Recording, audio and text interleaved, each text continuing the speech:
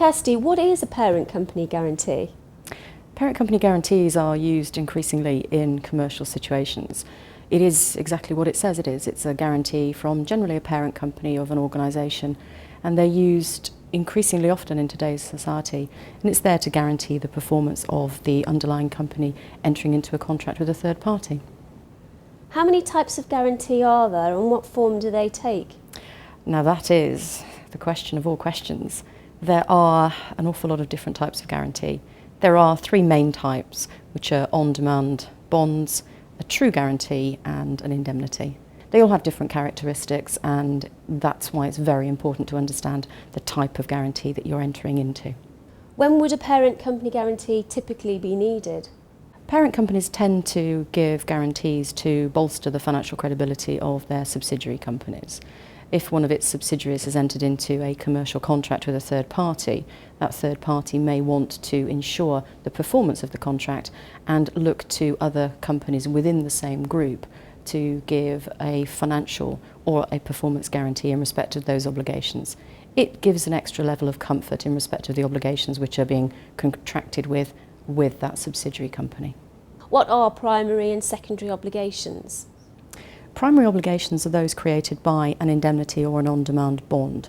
They create a primary, a separate, an independent obligation for the guarantor to pay without reference back to the underlying contract and without the need to sue under that contract for a breach. A secondary obligation, by contrast, is linked to the underlying contract, and there must be a breach of the underlying contract, and that must be proved before the guarantee can be enforced. Tell me about amendments and variations. Amendments and variations actually relate to the underlying contract, and it's really important to understand, first of all, the type of guarantee that's been put in place. Is it a on-demand bond or is it a guarantee? That will then dictate what amendments and variations, if any, to the underlying contract that can be made.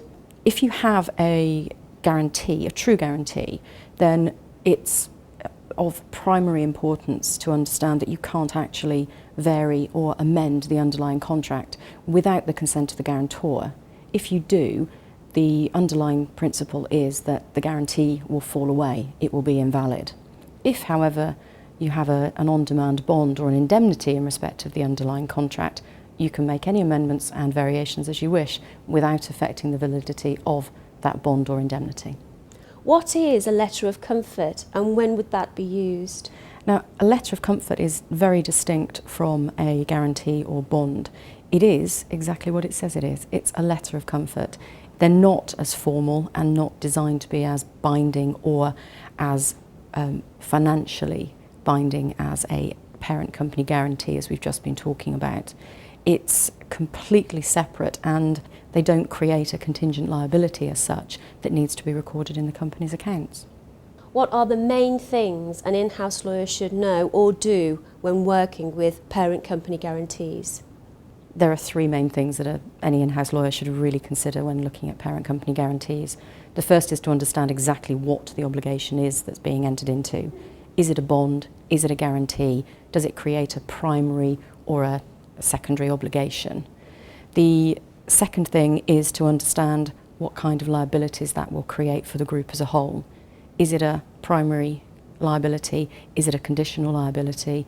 Is it going to be something that needs to be recorded within the company's accounts and that the FD will need to know about? The final thing to consider, obviously, is the type of guarantee that's being given or received. And for the grantor of the guarantee, it's important to understand that from a financial perspective.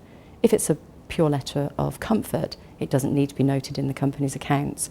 But entering into a guarantee, that will be having a financial effect on the company, and it's something to flag with the FD to make sure that it's dealt with appropriately.